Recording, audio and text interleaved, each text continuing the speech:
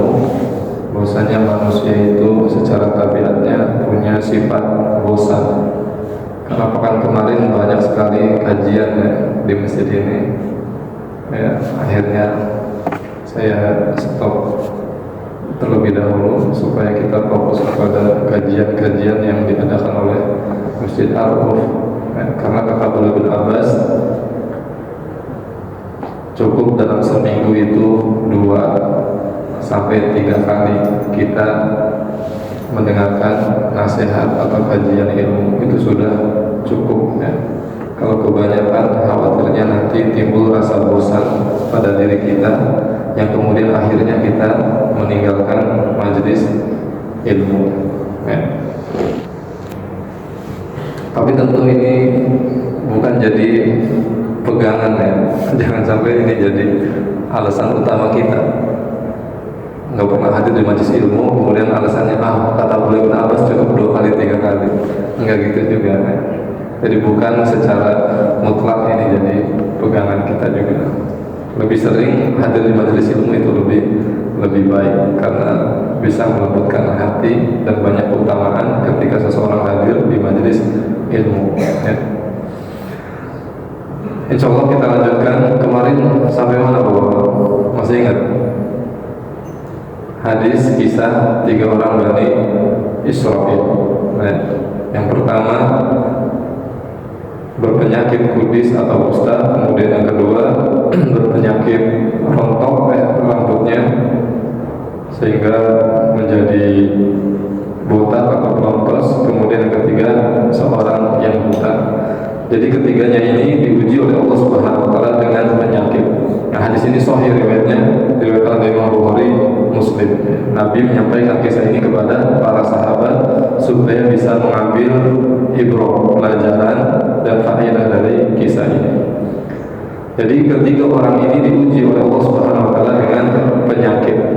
Lalu kemudian Allah memberikan kesembuhan kepada mereka. Subhanallah. Jadi ini harus menjadi keyakinan bagi kita semua bahwa sakit dan sehat itu kehendak Allah Subhanahu wa taala. Orang yang beriman tidak jadi masalah ketika menjalani hidup dalam keadaan sakit atau sehat. Pada keadaan 2 keadaan ini dia ada peluang mendapat pahala dan menjadi orang yang mulia di sisi Allah Subhanahu wa taala.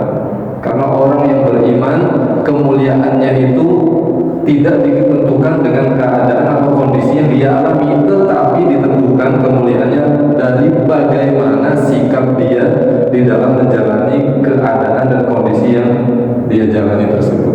Kalau sehat, dia bersyukur kepada Allah, gunakan kesehatan itu dengan maksimal optimal untuk meningkatkan ibadah ketaatan kepada Allah. Dan ketika sakit, dia bersabar, menerima ya. Dan sakit juga itu bagian sebetulnya kasih sayang dari Allah Subhanahu wa taala untuk menggugurkan dosa-dosa kita dan meninggikan derajat kita apabila kemudian kita bersabar dan ridho terhadap sakit yang kita derita. Nah, ini harus menjadi keyakinan bagi diri kita bahwa sejatinya zat yang maha menyembuhkan itu hanyalah Allah Subhanahu wa taala. Karena salah satu nama Allah adalah apa Bapak? Asmaul Husna itu ada berapa? 99 apa lebih dari 99? Lebih. 99 disebutkan oleh Nabi ya, dalam satu riwayat hadis itu bukan pembatasan tetapi keutamaan. Bagi orang yang hafal 99 nama Allah akan mendapat keutamaan masuk surga Allah Subhanahu wa taala. Tetapi jumlah ya yang sebenarnya Asmaul Husna itu sangat banyak sekali ya. Di antaranya ini Asy-Syafi, Allah maha menyembuhkan. Nabi SAW menyebut ya, Allah Subhanahu wa taala sebagai Asy-Syafi di dalam hadis ya, yang diriwayatkan oleh Imam Ahmad dari jalur sahabat Anas bin Malik radhiyallahu anhu bahwasanya Rasulullah SAW kana idza dakhala 'ala al-marid qala adhibil ba'sa rabban nas ishfi anta syafi la syafiya. Dalam riwayat yang lain la shifaa illa shifaa'uk shifaan la yughadiru saqama atau la yughadiru ba'dahu saqama. Kata Anas bin Malik, kebiasaan Nabi SAW apabila menjenguk orang yang sakit, Nabi membaca doa. Ini doanya. Jadi ini pelajaran juga bagi kita Bapak-bapak ya. Kalau menjenguk orang sakit, jangan sekedar nyetok muka doang. Iya enggak? Kebanyakan kita seperti itu kan. Nyetok muka doang. Tetapi ada sunnah Nabi yang kemudian kita lupakan, yaitu mendoakan orang yang sakit ini. Ya. Kata Anas bin Malik radhiyallahu anhu, Nabi kalau menjenguk orang sakit, maka Nabi mendoakan orang sakit ini, yaitu adhibil ba'sa rabban nas anta syafi la shifaa illa shifaa'uk shifaan la yughadiru saqama. Hilangkanlah penyakit, wahai engkau Allah, Rabbnya manusia, engkau adalah yang maha menyembuhkan, tidak ada kesembuhan kecuali dari engkau, kesembuhan yang tidak meninggalkan sakit setelahnya. Masya Allah, ini doa yang sangat agung sekali. Jadi kalau kita menjenguk orang yang sakit, maka baca doa ini kepada orang yang sakit tersebut. Insya Allah dengan izin Allah akan sembuh ya. Dan juga di dalam Al-Quran, Allah Subhanahu wa Ta'ala mengabadikan ucapan Nabi Ibrahim dengan penuh keyakinan. Nabi Ibrahim di dalam surat Asy-Syu'ara ayat 80, wa idza maridtu fa huwa yashfin, dan apabila aku sakit maka dialah Allah yang menyembuhkan aku. Hal ini menjadi penting ya untuk keyakinan seorang hamba supaya hatinya tidak condong dan bergantung kepada makhluk. Jadi yang pertama ada di benak kita, di dalam keyakinan kita bahwa yang menyembuhkan itu adalah Allah Subhanahu wa Ta'ala, sehingga hati kita itu tidak bergantung kepada makhluk seperti kepada dokter, obat dan seterusnya ya. Ini hanya wasilah saja, dokter, obat dan seterusnya ini ya. Tapi hati kita bergantungnya hanya kepada Allah Subhanahu wa Ta'ala, dan kita selalu berhusnuzon, berprasangka baik kepada Allah meskipun kita diuji dengan penyakit yang berat ya. Di sini kira-kira siapa Bapak yang pernah mengalami sakit atau suatu penyakit sampai belasan tahun? Ada? Tidak ada ya? Siapa Nabi yang pernah diuji kurang lebih 18 tahun dengan penyakit? Nabi siapa? Nabi Ayub. Lalu kita lihat apa yang diucapkan oleh Ayub kepada Allah Subhanahu wa Ta'ala. Di dalam surat Al-Anbiya 83, wa ayyuba idnada rabbahu anni masaniyad durru wa anta arhamur rahimin. Ingatlah ketika Nabi Ayub ya, menyeru kepada Allah Subhanahu wa Ta'ala, anni masaniyad durru wa anta arhamur rahimin, ya Allah, aku ditimpa penyakit tetapi engkau adalah yang maha penyayang di antara yang penyayang. Masya Allah. Jadi husnuzonnya begitu besar Nabi Ayub, diuji oleh Allah dengan penyakit 18 tahun, tetapi Nabi Ayub lisannya mengucapkan anta arhamur rahimin, engkaulah yang paling penyayang wahai Allah. Subhanallah. Jadi tidak menggerutu, tidak mengeluh ya, menyalahkan ini itu dan seterusnya, tidak ya. Lebih baik banyak berzikir, mengagungkan Allah Subhanahu wa Ta'ala. Tetapi kemudian hadirin yang dimuliakan Allah Subhanahu wa Ta'ala, kalau yang maha menyembuhkan itu adalah Allah Subhanahu wa Ta'ala ya, terus boleh nggak kita berobat ke dokter, terus minum obat, berobat dan seterusnya? Bertentangan nggak? Ya enggak, ya harus ke dokter. Harus ke dokter. Ya, harus. Tidak bisa kita berdoa aja. Betul, sahih. Iya. Ya. Nah, jadi dokter, obat dan sebagainya itu wasilah dan perantara. Jadi syariat Islam itu tidak menghilangkan sebab, justru menetapkan adanya sebab dan memerintahkan supaya kita itu mengambil sebab-sebab. Jadi hati kita bergantungnya kepada Allah, tetapi anggota tubuh kita bergerak, berikhtiar mencari wasilah perantara. dengan hati penuh keyakinan Allah yang menyembuhkan. Masya Allah. Ya, jadi hati bergantungnya kepada Allah, sedangkan anggota tubuh bergerak sesuai dengan jalur yang ditunjukkan oleh syariat. Oleh karenanya Nabi SAW bersabda dalam hadis riwayat Imam Ahmad, "Ma anzalallahu azza wa jalla da'an illa wa anzala ma'hu dawa.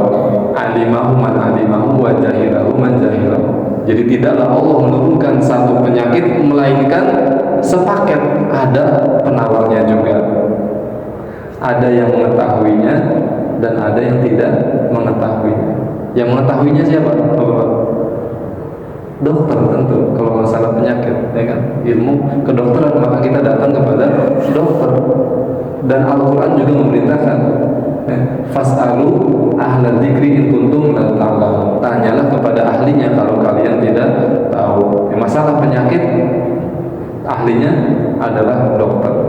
Nah, ada kisah juga ya, yang disampaikan oleh Syekh Utsaimin rahimahullah, bahwasanya pernah ada seorang ulama satu pesawat dengan non muslim, bahasa halusnya kafir. Bahasa Al-Quran kafir. Nah, si kafir ini pengen menguji ulama ini. Hei ulama, kalian umat Islam mengaku bahwasanya tidak ada suatu apapun melainkan Al-Quran itu menjelaskannya. Coba jelaskan kepada saya makanan yang terhidang di hadapan kita ini. Apa saja resep-resepnya, apa namanya? Ya, resep-resepnya apa saja? Coba terangkan kepada saya. Kemudian ulama ini, masya Allah, sangat cerdas kan. Manggil koki yang ada di pesawat. Kemari, tolong jelaskan resepnya apa saja. Kata si kafir ini, kenapa engkau malah memerintahkan orang lain untuk menjelaskan, menerangkan resep-resepnya? Kenapa engkau tidak yang menerangkan? Kata ulama ini di dalam Al-Quran, fas'alu ahla dzikri in kuntum la ta'lamun. Tanyalah kepada ahlinya kalau kamu tidak tahu. Dan yang paling tahu tentang resep ini adalah si koki. Al-Quran mengajarkan hal ini. Subhanallah. Luar biasa ya. Jadi kalau kita permasalahan sesuatu tidak tahu, kita tidak ahli di situ, ya kita pergi kepada yang ahli, seperti pengobatan ini juga ya. Dan juga Nabi SAW bersabda, innallaha anzala dawa wa ja'ala likulli dawa'un fatadawu wa la tadawu bil haram. Nah, ini yang diperingatkan oleh Nabi kita Muhammad SAW, bahwasanya Allah itu menurunkan penyakit sepaket dengan penawarannya. Ya, dan Allah jadikan pada setiap penyakit itu pasti ada obatnya. Ya, tinggal kita berikhtiar, berusaha mencari. Kata Nabi kemudian, maka berobatlah kalian, tapi jangan berobat dengan yang haram, tidak boleh. Makanya ada kisah juga, itu Urwah bin Zubair ketika mau diamputasi disuruh apa? Minum alkohol supaya mabuk, ya, mabuk kepayang. Kemudian ketika sudah mabuk kepayang langsung diamputasi. Tapi Urwah bin Zubair menolak itu. Saya selama hidup tidak pernah minum atau memasukkan sesuatu apapun yang haram ke dalam tubuh saya. Apakah sekarang saya memasukkannya? Justru amputasilah kaki saya ketika saya sedang sholat. Subhanallah. Itu Urwah bin Zubair. Karena ketika sholat dia fokus, sudah dia ada di dunia yang lain. Karena menikmati ibadahnya kepada Allah Subhanahu wa taala. Kemudian hadirin yang dimuliakan Allah Subhanahu wa taala, ya, kembali lagi kepada 3 orang Bani Israil, bahwa kemudian mereka disembuhkan oleh Allah Subhanahu wa taala. Tidak hanya disembuhkan tetapi juga diberikan nikmat oleh Allah Subhanahu wa taala, yaitu dengan diberi harta yang mereka cintai. Orang yang pertama yang berpenyakit kudis, kusta, diberi unta. Orang yang kedua yang berpenyakit rambutnya rontok, yang kepalanya rontok botak, diberi sapi. Kemudian orang yang tiga yang buta diberi kambing. Seiring berjalannya waktu, hewan-hewan yang mereka miliki ini kemudian berkembang biak sampai banyaknya itu memenuhi lembah. Subhanallah. Nah, di sini ujian datang lagi. Luar biasa ya. Maka benar kata Allah Subhanahu wa taala bahwa ujian itu bukan hanya dengan apa? Kesusahan. tetapi juga dengan kesenangan. Kata Allah dalam surat Al-Anbiya 35, kullu nafsin dha'iqatul maut, setiap jiwa pasti merasakan kematian. Wa nabluukum bisyarri wal khairi fitnah wa ilaina turja'un, dan kami uji kalian dengan kesusahan dan kesenangan sebagai cobaan, dan kepada kami kalian akan dikembalikan. Ya. Kemudian yang lolos ujian siapa Bapak? Hanya yang buta, yang dua gagal. Ini sebetulnya mewakili kebanyakan atau mayoritas manusia. Jadi sedikit sekali di antara manusia itu yang lolos ketika diuji dengan kesenangan. Makanya kata Allah di dalam Al-Quran menyebutkan surat Saba ayat 13, wa qalilun min ibadiyas syakur, sedikit sekali dari hamba-hambaku itu yang pandai bersyukur. Jadi sedikit. Kalau yang sabar mungkin banyak, karena orang kalau diuji dengan kesusahan, sabarnya kadang terpaksa ya. Mau bagaimana lagi ngadepin kesusahan, udah sabar aja lah gitu. Tapi kalau bersyukur berat.